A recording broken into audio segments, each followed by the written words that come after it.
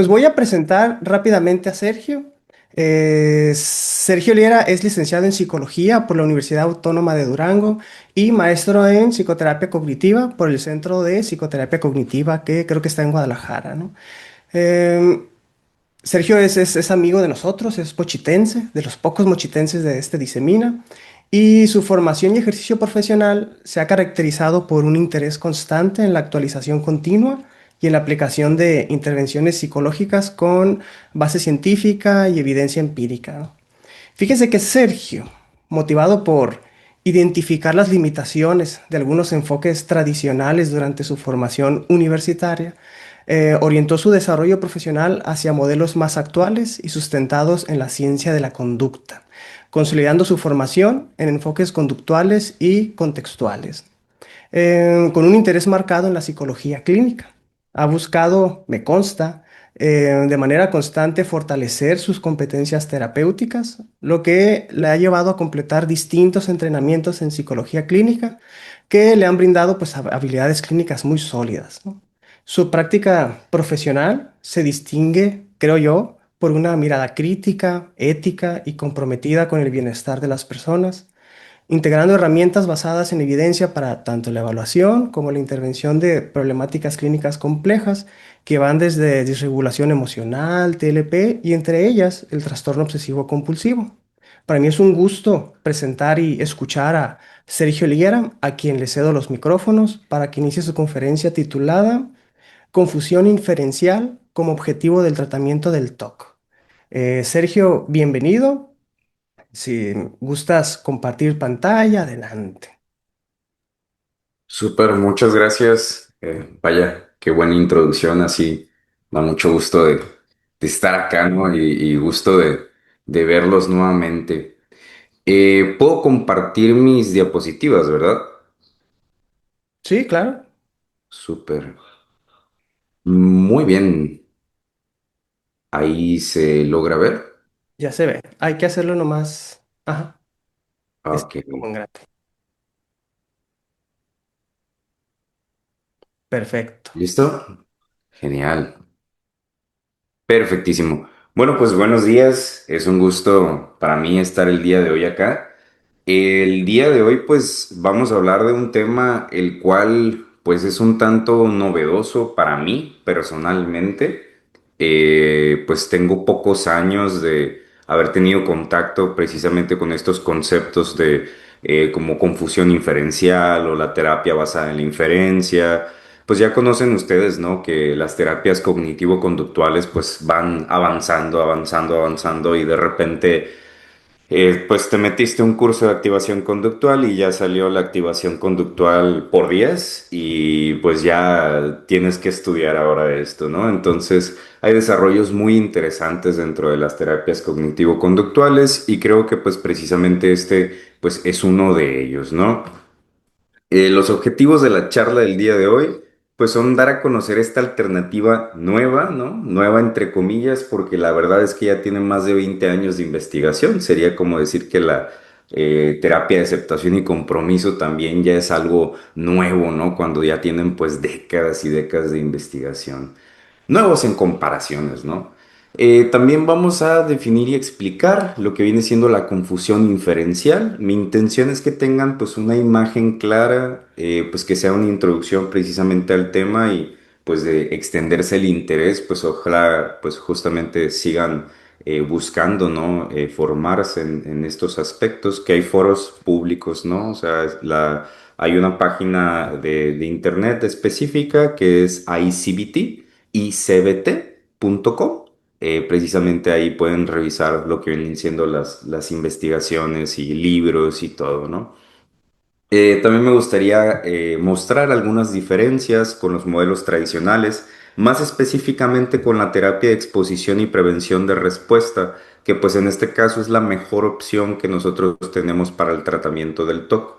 En este sentido es lo que más ha mostrado evidencia, lo que más utilizamos, pero pues estas alternativas también aportan otros aspectos, ¿no? Sabemos nosotros que tanto la renuencia de los propios terapeutas como de algunos consultantes en cuanto a manejar el malestar, pues que en este caso se deriva de la aplicación, ¿no? O de la idea de la aplicación de la exposición, pues lleva pues a evitar pues justamente utilizarla como esta gran herramienta que tenemos, ¿no? Y el último objetivo es no demorar demasiado, ¿no? Tiendo a hablar muchísimo, entonces espero no quitarle tiempo a nadie, ¿no? Y pues me callan si lo estoy haciendo, pues espero, ¿no?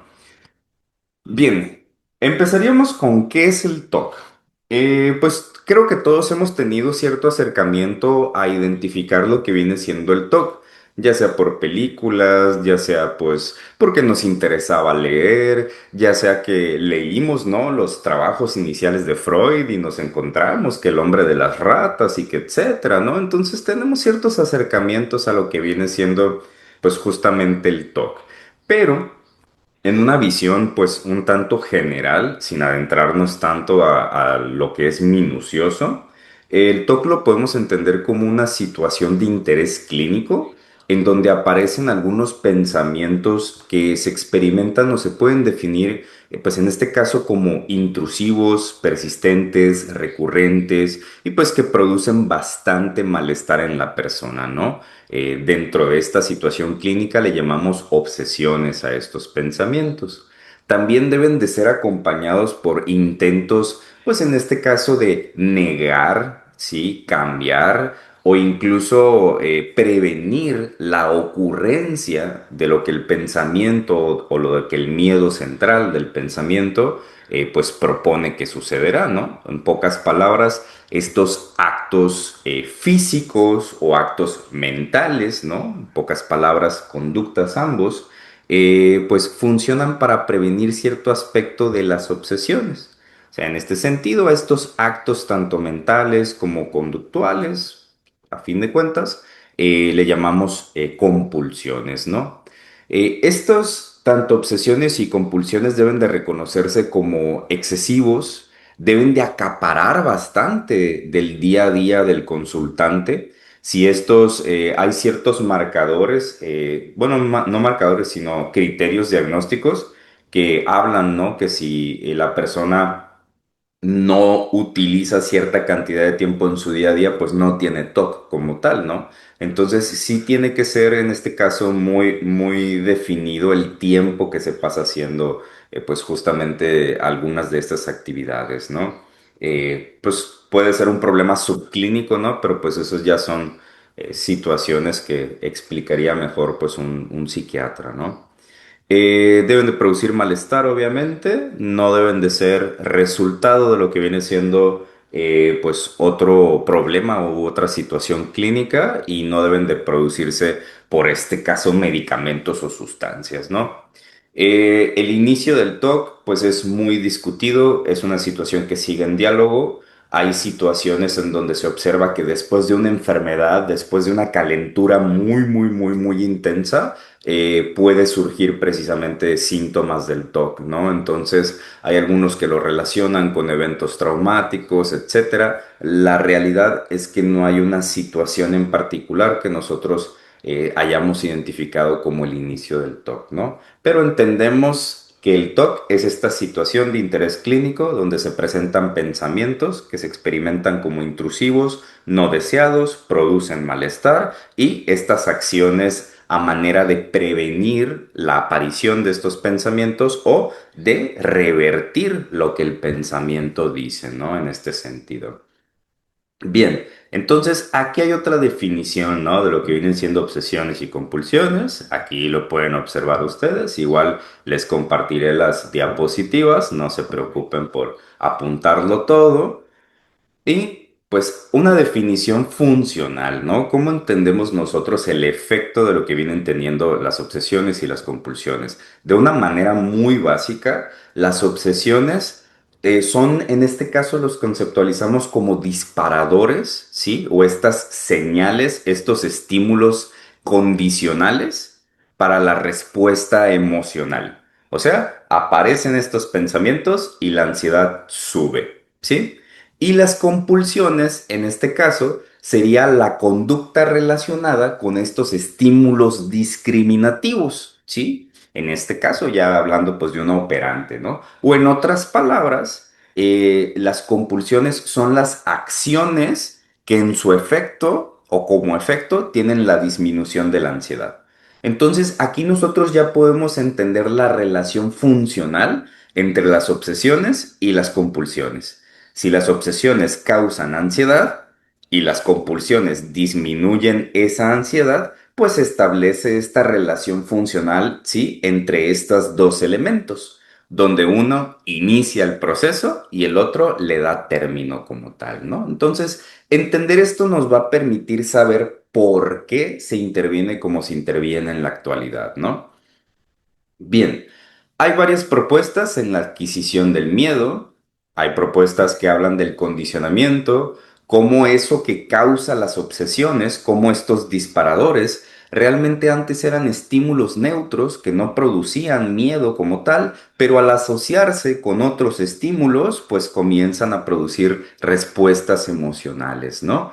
También el aprendizaje por observación. En muchas ocasiones se observa que papá, mamá, tío, abuela, etcétera, pues alguno presentaba alguna obsesión y compulsión o incluso ideas relacionadas precisamente a eso, que ahorita hablaremos de ello un poquito más, y pues obviamente pueden aprenderse a manera de la observación.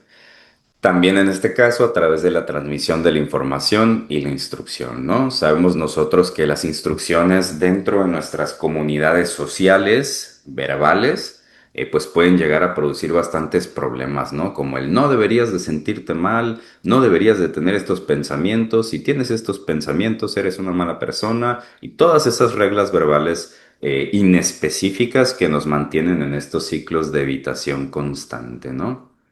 Bien, si en algún momento digo algo muy técnico, pues pueden, no sé, decirme que no lo haga, ¿no?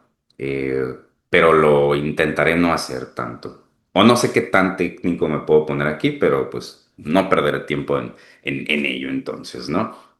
Bien, el mantenimiento del miedo lo observamos con tres modelos distintos.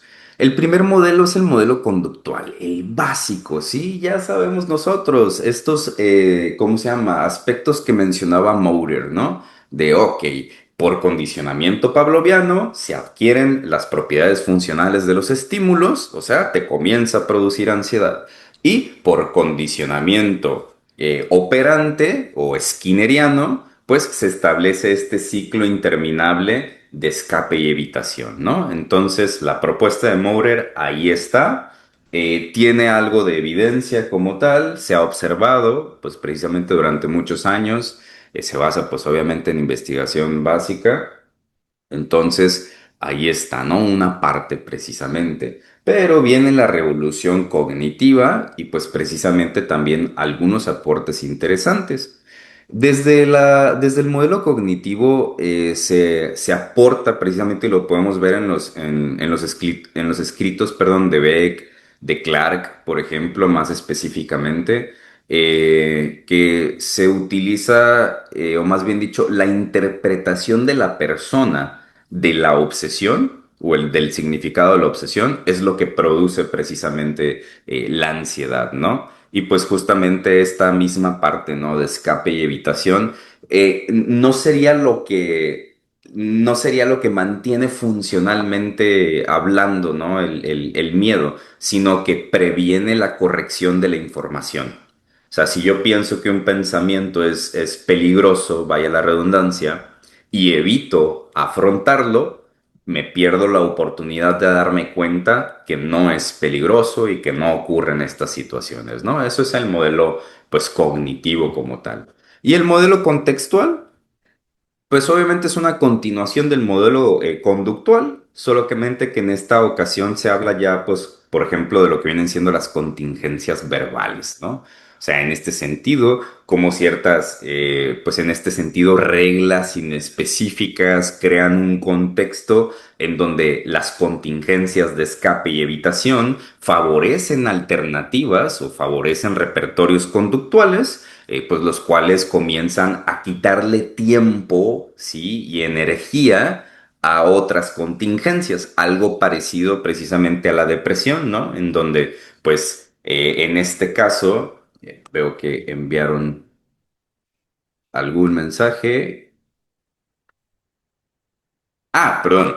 No, no era para mí entonces. En este sentido, como les mencionaba, es similar a la depresión, en donde hay un cambio en particular, ¿sí? Un evento de vida que pues en este caso comienza a favorecer las contingencias de escape y evitación, esas conductas que llevan a la persona a no tener contacto con ciertas experiencias, lo cual reduce pues obviamente pues en este sentido, la experiencia que se tiene o el contacto que se tiene con fuentes de reforzamiento, ¿no? Pero pues bueno, ahí tienen a los colegas, ¿cómo se llama? Que están un poquito más inmersos en el rollo de RFT. Yo ya me desactualicé un poquito en la RFT, ¿no? Entonces, ahí tienen a muchos colegas, por ejemplo, Lorenia, Osvaldo, que le pegan más duro a estos rollitos en estos momentos. Creo que se me congeló. Ahí está. Muy bien. Bueno, hablando de lo que viene siendo el tema específico, ¿no? Hay una mano levantada, Isaura Rojas. Sí, bueno, en la intervención en las teorías conductual contextual,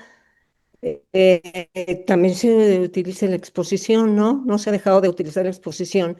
Claro que con la aceptación siempre de que soy más que la emoción, de aceptar lo que estoy sintiendo, pero incluso para la DBT pues está usando la conducta opuesta. No sé, la exposición. ¿Qué dice usted, doctor? Sí, totalmente. De hecho, es algo muy importante y algo que se está adaptando. Por ejemplo, ya hay adaptaciones de lo que vienen siendo terapia de exposición y prevención de respuesta, sumado con la aceptación en este caso. Entonces, lo que se hace es algo bien interesante que a mí me gusta mucho. Es que la exposición se busca que forma parte o forme parte de esta, llamémoslo así, de esta dirección valiosa para la persona. O sea, te Ujú, vas a exponer no solamente porque eso va a reducir los síntomas, no solamente porque tu terapeuta te diga que va a reducir los síntomas, sino ¿por qué quiero yo tocar la puerta, la perilla de la puerta? Y no sentirme de esta manera y estar lavándome las manos todos los días, porque tal vez quiero, no sé, ir a mi lugar de trabajo y convivir con las personas, porque no quiero estar yéndome al baño a lavarme las manos todo el tiempo. Entonces, el dejar, por ejemplo, o prevenir de realizar los rituales o exponerme a esta situación, me llevaría a estar más cerca de eso que quiero hacer en mi trabajo, que es ser una persona más social, ser una persona más cercana a otras personas, incluso recibir un abrazo de un colega, porque no lo puedo hacer, porque si no me tengo que ir a bañar y lavarme las manos, ¿no? Entonces es una parte muy importante y es este aporte de las terapias contextuales específicamente de ACT, en donde pues justamente se comienza a sumar esta parte, ¿no? Sabemos que las reglas verbales, o en este caso los enmarques de relación, modifican la función de los estímulos, cambian cómo nos sentimos de eso. Entonces, si el tocar una perilla para mí en la actualidad significa que me voy a enfermar y muy posible pudiera morir, ahora al enmarcarlo de una manera diferente, que esta es la manera en la que me puedo acercar a otras personas, cambia totalmente cómo podría sentirme al tocar la perilla. ¿Tiene ujú, sentido, Isaura? ujú. Sí, por supuesto, incluso me encantó cómo lo dijo porque, y me encantó cómo nos lo está presentando, porque es así, no es solamente exponerte al miedo de contaminarte, ¿no? Sino, ¿qué vas a lograr después de esto? Después, ese proceso mental y luego meter otro proceso mental mucho más fuerte, ¿no? Que sería eso. Ujú. Sí, Muchísimas justamente. gracias, me encantó, No, muchas gracias a gracias. ti. Gracias a ti. Una excelente intervención. Javi. Sí, yo quería preguntar algo porque a mí se me hace, bueno, yo conozco a una persona que es como muy, como que es muy limpia en todos los aspectos, pero como tal no tiene como un aspecto en suciedad como propia. O sea, sí se baña y todo, pero no es como tan así. O sea, no sé si haya como alguna diferencia con el TOC al momento de ser como la limpieza compulsiva de tu hogar, de tu casa, en el momento en el que, pues, por ejemplo, como en Japón, que en tu casa no puedes entrar a menos que sean con chanclas especializadas para pisar el piso de tu casa y no sea como entrar a ensuciar con los zapatos que vienes de la calle y ese tipo de cuestiones. Ok, es una excelente pregunta, Javi, y eso tiene que ver mucho con la función que está cumpliendo el limpiar. Porque nosotros podríamos decir que está limpiando de manera compulsiva, pero si no es en respuesta a la aparición de una obsesión, no estaríamos nosotros estableciendo esta relación funcional. No estaría limpiando la persona, supongamos, para prevenir el que me contagie con algo y esto esparcir la enfermedad y matar a toda mi familia, ¿no? Entonces, si yo tengo esta idea de que al saludar a alguno de ustedes quedan gérmenes en mi mano y si no me limpio, podría haber alguna enfermedad, yo enfermarme, enfermar a mis papás y ellos fallecer, por ejemplo, pues oye, qué gran motivación para irme y lavarme las manos. ¿Eso va a suceder? Muy probablemente no, pero el miedo, sí, la creencia que tengo en esa obsesión, en la probabilidad de esa obsesión, es lo que me motiva a tal vez limpiar, a limpiar todo como tal. Entonces, en este caso también eso tiene que ver mucho con lo que llamaríamos nosotros lo que vienen siendo la precisión en el diagnóstico, porque una cosa puede ser trastorno obsesivo compulsivo, otra cosa puede ser más relacionado, por ejemplo, a una personalidad obsesiva compulsiva. Entonces sí tenemos que discernir muy bien de qué se está tratando. Puede ser que simplemente la persona, ¿cómo se llama? Pues sienta fascinación por la limpieza. Entonces tendríamos que determinar estas partes, ¿no? Osvaldo está levantando la mano. Muchas gracias. No, nada más, no me gustaría ejercer ningún tipo de control aversivo, pero ¿qué les parece si dejamos las preguntas para los 10-15 minutos al final de la ponencia? A mí me gusta mucho la dinámica cuando las preguntas son en el medio, pero también por cuestiones de tiempo y de este tema tan interesante, creo que sería mejor en este formato dejar las preguntas al final. Entonces, anoten las preguntas y Sergio encantado les va a responder todo al final. ¿Les parece bien? Sale. Hay una preguntita ahí. Osiris, apunta la pregunta y al final la contestamos, ¿va? ¿Te parece bien, Sergio? Sí, está perfecto. Va, va, va. Igual se responden algunas preguntas en el transcurso, entonces, yo creo que es ideal en este formato, ¿no? De 45 minutos de ponencia. Muy Entonces, bien. Sergio. Perfectísimo. Bueno, después de esa intervención tan aversiva por parte de Osvaldo, continuamos, ¿no? No, mentira. Bueno, en este caso, preguntas muy excelentes y estoy de acuerdo con lo que menciona Osvaldo. Creo que tener ya como un tiempo determinado para preguntas, genial, ¿no? Bueno, entonces ya empezamos nosotros a llegar, ¿no? A esta parte de lo que viene siendo la ICBT o lo que viene siendo la terapia basada en la inferencia, ¿no? Realmente no hay una traducción oficial del modelo, pero pues esa es la que están manejando algunos colegas, ¿no? Bueno, sabemos que el modelo cognitivo en lo que se basa es en esta interpretación errónea del significado de las obsesiones. Y la exposición y prevención de respuesta se basa en este ciclo, ¿sí? De ansiedad y compulsión. Entonces, hay algo bien interesante que es la propuesta de la terapia basada en la inferencia. Estas dos intervenciones clásicas, la cognitiva y la conductual, ya la persona con el diagnóstico de TOC ya asumió que sus obsesiones son reales. Después hace una interpretación y la evitación. O en la exposición y prevención de respuesta, la persona ya asumió la duda como una realidad, ya empezó a sentir ansiedad y hasta ese momento es que se interviene. La propuesta de la terapia basada en inferencia es trabajar antes, justamente antes de que aparezca la duda, o sea, con los procesos de razonamiento que llevan a que la persona crea en las dudas. Y eso es algo muy interesante, es algo muy distinto de este modelo en comparación a los otros, ¿no? Déjenme ver si se cambia la diapositiva o si ya se trabó. Ahí está. Muy bien. Ahora, ¿qué es la confusión inferencial? Dicho de una manera muy simplista, es precisamente un proceso en donde lo imaginado se asume como real.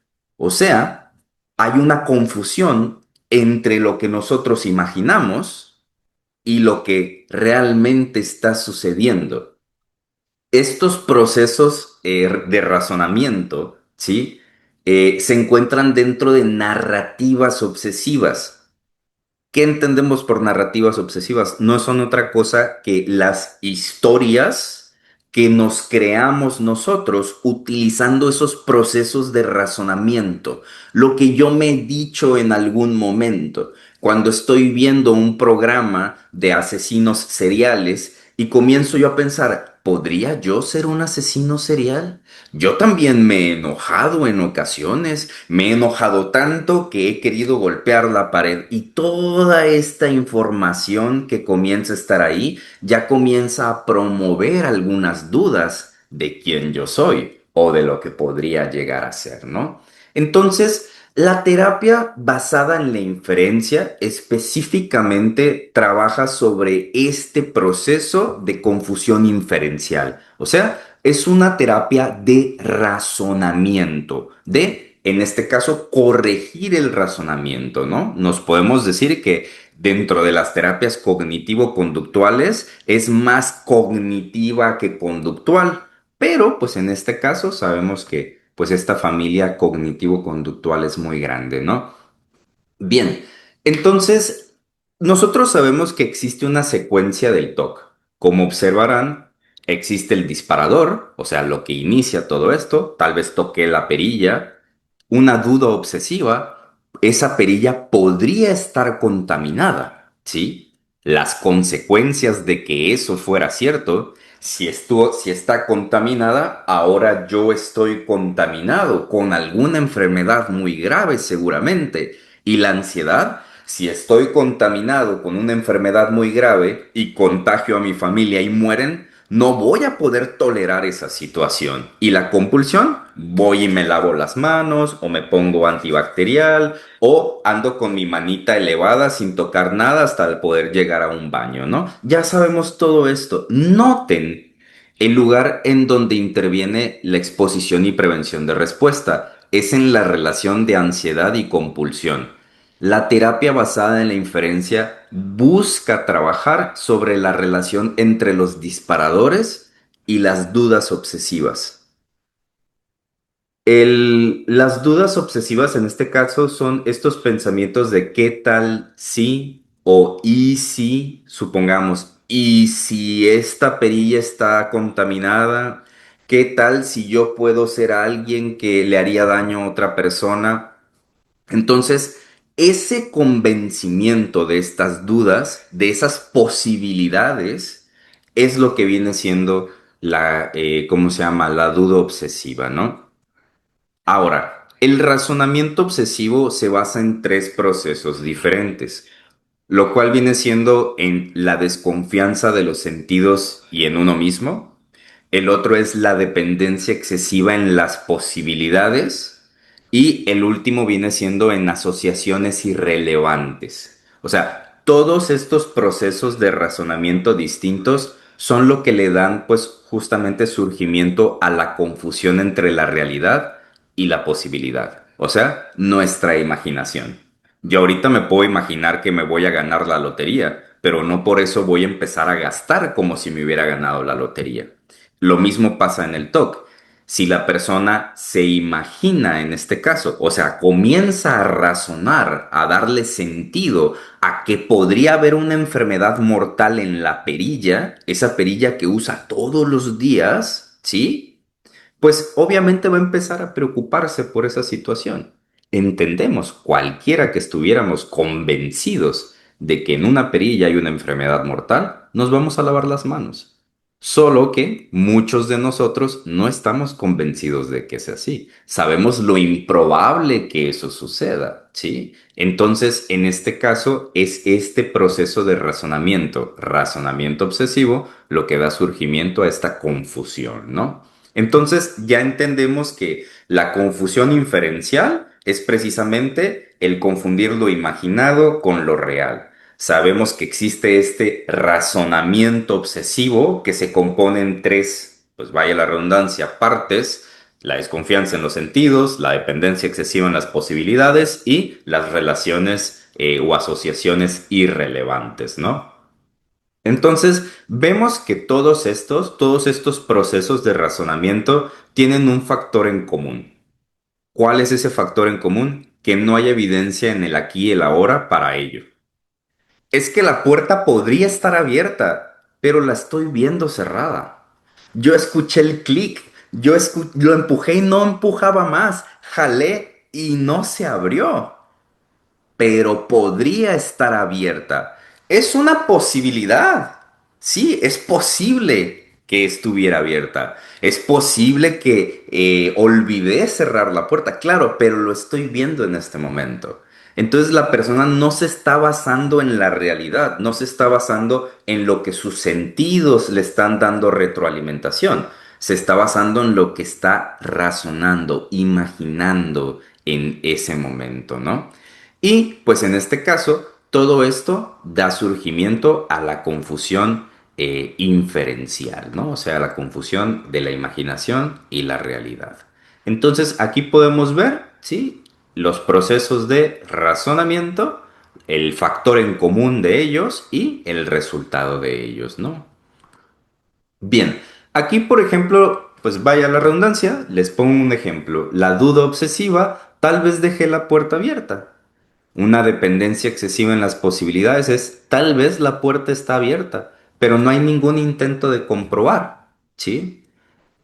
Tal vez en este caso desestima a la persona la evidencia. Sentí el seguro poniéndose, escuché la puerta cerrándose, sí, pero tal vez la puerta está abierta. Como cuando en este caso pensamos que dejamos abierta la llave del gas, de la estufa, y nos devolvemos a checar, ¿no? Tal vez ves y ves cerrada la llavecita, ves que la llavecita está hasta arriba, y ya te devuelves y te sientes mejor, ¿no? Pero en ocasiones uno se tiene que devolver y checar, devolver y checar, devolver y checar. Entonces, ¿qué está viendo? Sería solamente necesaria una vez para comprobar que está cerrada como tal. Pero entonces, ¿por qué se devuelve la persona? Precisamente porque está desestimando lo que le dice sus sentidos. Es que tal vez no me fijé bien. Es que tal vez me distraje mientras estaba buscando. Es que tal vez, y ahí vemos justamente esta desestimación, ¿no? Y las asociaciones irrelevantes, perdón. Alguna vez hace muchos años dejé la puerta abierta. Alguna vez hace muchos años un bombero dejó la estufa encendida y se quemó su casa. ¿Sí? ¿Qué tiene que ver en este momento con que yo dejé la puerta abierta? Hace años no es hoy. Y que un bombero le haya pasado no quiere decir que me está pasando a mí. ¿Sí? Entonces, estas asociaciones son irrelevantes para lo que está sucediendo en este momento, ¿no? Bien, entonces, estos razonamientos de los que hablamos anteriormente, estos tres razonamientos, se encuentran dentro de la narrativa obsesiva. La narrativa obsesiva tiene que ver con esas posibilidades que nosotros comenzamos pues justamente a crear, a estructurar, ¿sí? Son esas historias que nos contamos sobre nosotros mismos y sobre todo lo demás como tal. En este caso, por ejemplo, estas narrativas son lo que causan que las personas diagnosticadas con TOC crean en sus dudas obsesivas. Crean que si están sentados a un lado de un niño, podrían perder el control y hacerle daño, a pesar que en toda su vida nunca le han hecho daño a un niño. ¿Sí? Ah, pero es que yo tengo es que yo tengo la idea de que podría perder el control en cualquier momento. Le pasó a Sutanito, le pasó a Menganito, escuché esto, vi una película donde una persona que era muy recta perdió el control y entonces todo eso comienza a formar parte de estas asociaciones irrelevantes, de esas posibilidades lejanas y comenzamos a estructurar esta historia obsesiva, esta narrativa como tal, ¿no? Entonces, como les mencionaba, tanto esto es lo que da surgimiento a las dudas obsesivas, a confundir la realidad precisamente con la imaginación, y pues también en este caso, ¿cómo se llama? Mantiene la creencia de la persona sobre esas dudas obsesivas, ¿no? Por ejemplo, todo esto da surgimiento o todo esto se basa en este proceso de confusión inferencial, o sea, en el confundir lo imaginado con la realidad. Hace algo de tiempo, por ejemplo, un consultante me comentaba que al ver un programa de asesinos seriales, salía la fotografía del cuarto del asesino serial, del muchacho como tal, y salía un póster de una banda que a él le gusta. Y lo que pensó fue, si a esta persona le gustaba esta música e hizo estas cosas, yo también podría ser alguien que hiciera estas cosas. Pero en este sentido, sabemos nosotros en este momento que estamos teniendo un razonamiento que se basa en nuestros sentidos, que se basa en la realidad, que no tiene que ver nada de eso, que tus gustos musicales no determinan si vas a actuar de una manera o no, pero la persona que confunde la realidad con lo que se imagina y tiene estas historias narrativas de cómo podría llegar a ser alguien que lastime a otras personas, pues va a tomar ¿cómo se llama? Esta descripción como algo que podría ocurrir, ¿no? Bien, un ejemplo aquí de una historia narrativa, perdón, una narrativa obsesiva sería la siguiente y déjense los leo. Soñé que apuñalaba a alguien y que lo disfrutaba, lo que significa que debo tener el deseo oculto de hacerlo, una asociación irrelevante. El sueño se sintió tan real que podría ser capaz de hacerlo en la vida real, igual una asociación irrelevante. Qué tan real se siente algo no te va a llevar a actuar de una manera. Y si hay algo malo dentro de mí, de lo que no soy consciente, pues una sobredependencia en la posibilidad. Todos tenemos cosas que no conocemos de nosotros mismos, ¿no? Eso no debería de convencernos como tal.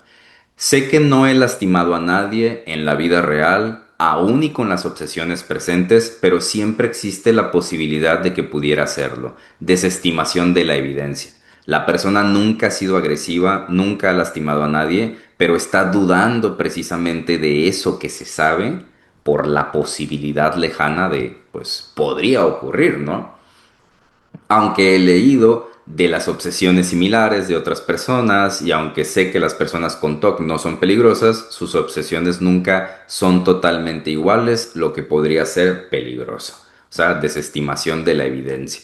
La persona ha leído incluso que esto no es un peligro, pero aún así sigue asumiendo que podría ser peligroso, ¿no? Entonces, aquí vemos toda esta narración, toda esta narrativa como tal.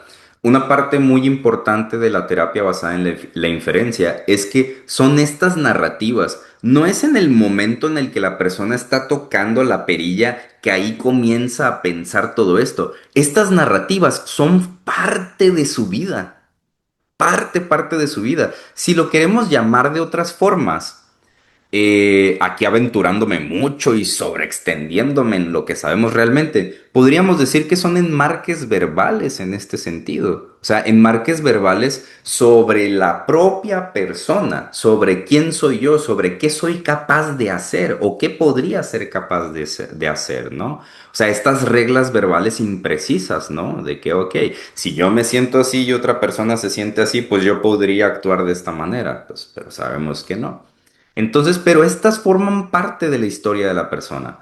Y como forman parte de la historia de la persona, van a influir lo que la persona piensa, siente y la manera en la que actúa en estos momentos, ¿no? Bien, dentro de estas narrativas no son solamente sobre aspectos externos, también son sobre aspectos internos, o sea, sobre lo que la persona piensa de sí mismo. Y esto es lo que nosotros llamamos el posible yo temido. O sea, esa persona que yo podría llegar a ser, que tengo mucho miedo de ser, ¿sí? Lo vemos, por ejemplo, con nuestros consultantes con TOC pedofílico, o sea, estas ideas obsesivas, ¿no? Sobre hacerle daño a los niños, sobre deseos indeseados, vaya la redundancia, ante los niños, y pensamientos como es que si siento esto frente a un niño o es que si tengo estos pensamientos frente a un niño, podría perder el control. A pesar de que nunca me he sentido atraído a un infante y nunca he actuado de esa manera, pero podría suceder, ¿sí? Estos conceptos van más hacia esta cuestión de lo que llamamos como fusión pensamiento-acción. O sea, si lo pienso, podría hacerlo. Entonces también esto es algo que se trabaja, ¿no? En estos aspectos de la inferencia. Pero las personas, y esto es muy importante, las personas con diagnóstico de TOC, sus obsesiones no tienen nada que ver con quienes ellos son. Son las personas, como todos nuestros consultantes, ¿no? Son personas extremadamente lindas, cuidadosas. Justamente un padre de familia que está experimentando, en este sentido, obsesiones de hacerle daño a su hijo, le producen tanto malestar porque su hijo es extremadamente valioso para él. Si su hijo no le importara, pues pensar en hacerle daño no le provocaría ningún malestar. Pero justamente por eso es el yo temido. Temo ser esta persona, ¿sí? Que podría lastimar a mi hijo. Y justamente eso es lo que produce bastante malestar. Pero es esta parte, ¿no? En la que lo imaginado de quién yo podría ser se confunde con quien yo soy y crea esta narrativa de la propia persona y esta imagen de una persona totalmente distinta, ¿no? En este sentido, este yo temido es un terreno extremadamente fructífero precisamente para crear obsesiones narrativas. O sea, en este sentido, aquí hay algunos ejemplos, ¿no? Del yo temido. Tal vez soy una persona negligente y mis dudas obsesivas son, pues tal vez dejé la estufa encendida, tal vez rezaré de forma incorrecta, tal vez lastimaré accidentalmente a mi hijo, a mi familia, etcétera. Tal vez soy una persona inmoral, tal vez soy un racista, tal vez cometeré blasfemia, tal vez pensaré en tener relaciones con un familiar, ¿sí? Entonces, la manera en la que la persona infiere que podría ser, comienza a crear el terreno donde estas dudas obsesivas florecen. Si yo pudiera ser un asesino serial, pues tal vez podría hacerle daño a una persona, ¿cómo decirlo? Sin querer, o tal vez podría irme. Hay algunos consultantes que mencionan, es que me da mucho miedo pensar que tal vez podría estar dormido, levantarme, ir y matar a alguien y volver a mi casa y no saber lo que pasó. ¿Sí? Ok. Pues precisamente en este sentido, el imaginarse que podría ser una persona que actuara de esa manera, pues es lo que produce estas cuestiones. Es que tal vez no sé, no me acuerdo, se me borra la memoria, etcétera, ¿no? Pero justamente pensar que tal vez soy una persona peligrosa me puede llevar a pensar que podría actuar de esta manera incluso al estar dormido, ¿no? Tal vez podría perder el control y manejar arriba de la banqueta y atropellar a las personas. Ok, justamente si pienso que podría ser una persona peligrosa, pues estas podrían ser algunas de las dudas que podrían surgir, ¿no? Entonces, entendemos este proceso de confusión inferencial, ¿sí?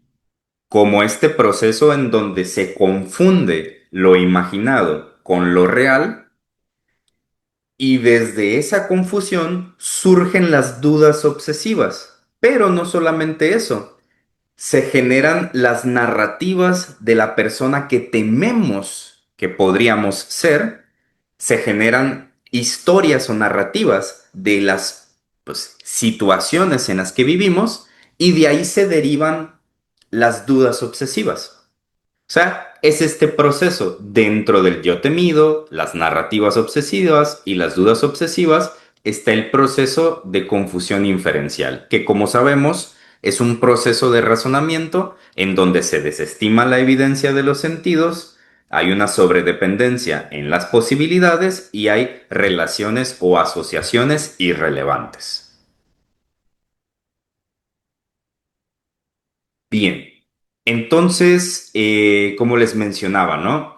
Cuando en la formación de estas narrativas o estas historias, estas dudas obsesivas, siempre va a haber esta dependencia de la imaginación en lugar de los sentidos. O sea, siempre va a haber esta confusión precisamente sobre estos aspectos, ¿no?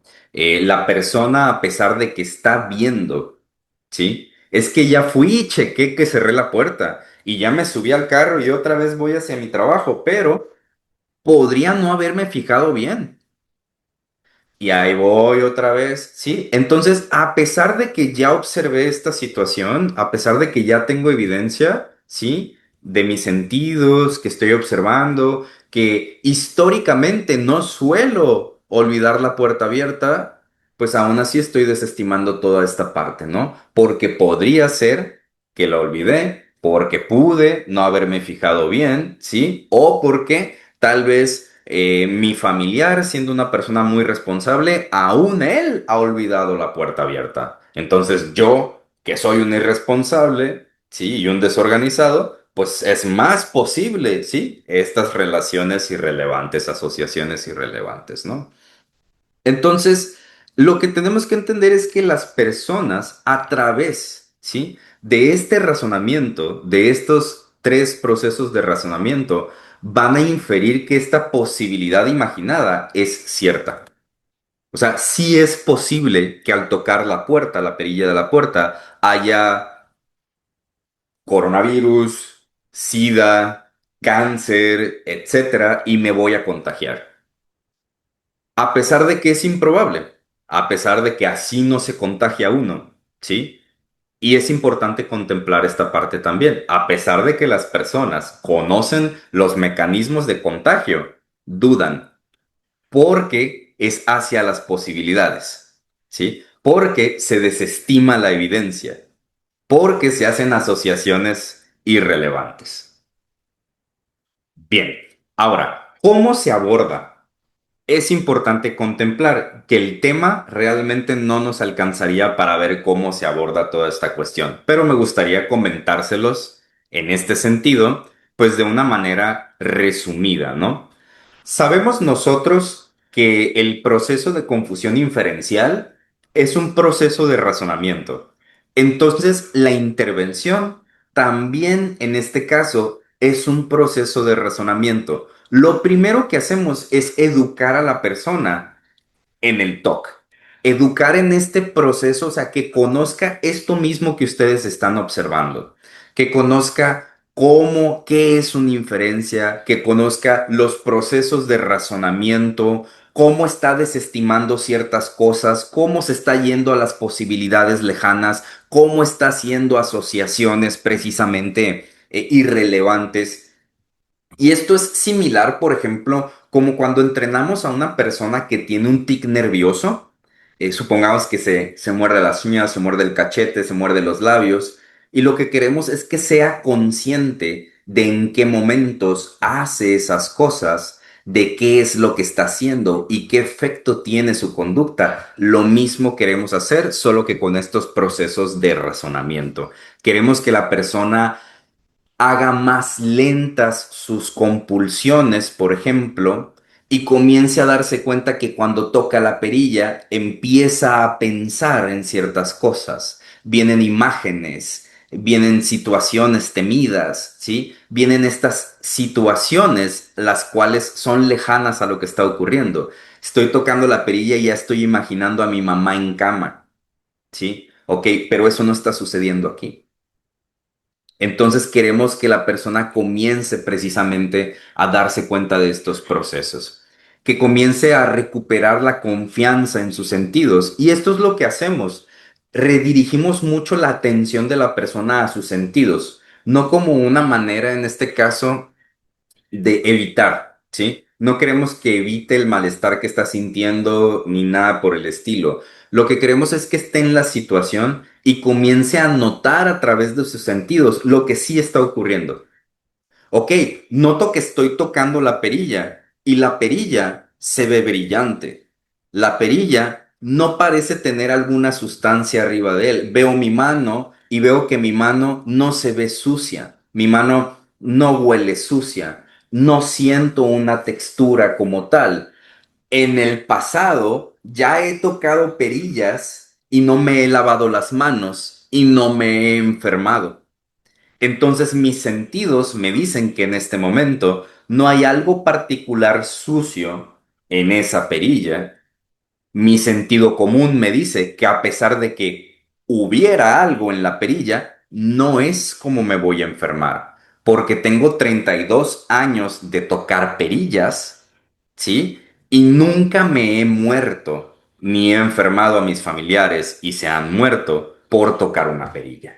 ¿Sí? Entonces queremos que empiece la persona a justamente crear historias narrativas alternativas a la del TOC, con la evidencia que tiene en la actualidad y con la evidencia que tiene pues precisamente en su, ¿cómo decirlo?, de su sentido común, ¿no? Entonces, cuando los consultantes entienden estos procesos de razonamiento, ya pueden cachar qué es el TOC. Ya se pueden, fíjate, sí, estoy pensando que podría ser, fíjate, sí es cierto, o sea, no está pasando esto, fíjate, sí, sí, he agarrado comida del piso y me la he comido y no me morí. Ok, perfecto. Entonces la persona ya comienza a identificar cuándo se encuentra en la burbuja del TOC, cuándo ha pasado de estar en la realidad a estar en la imaginación como tal, ¿no? Entonces, justamente le enseñamos a los consultantes a desmenuzar los procesos de razonamiento y esto va a ayudar a devolver la confianza en sus sentidos, ¿no? Que a través de esos sentidos es que establecemos pues justamente estas narrativas pues reales, ¿no? Narrativas pues no obsesivas como tal. Y pues en este sentido, eso sería pues la presentación como tal, ¿no? Sergio, muchísimas gracias. En lo que nuestra siguiente ponente da su charla, me voy a improvisar un formulario de Google para que pongan sus preguntas, a quién va dirigido, su correo, y yo me encargo de hacerle llegar las preguntas si quedan por ahí, ¿no? Sergio, pues aplausos virtuales para Sergio por última vez. No, no por última vez, no, pero por esta ocasión. Muchísimas gracias, Sergio, y pues seguimos en contacto. A Entonces, vamos. ustedes, abrazos.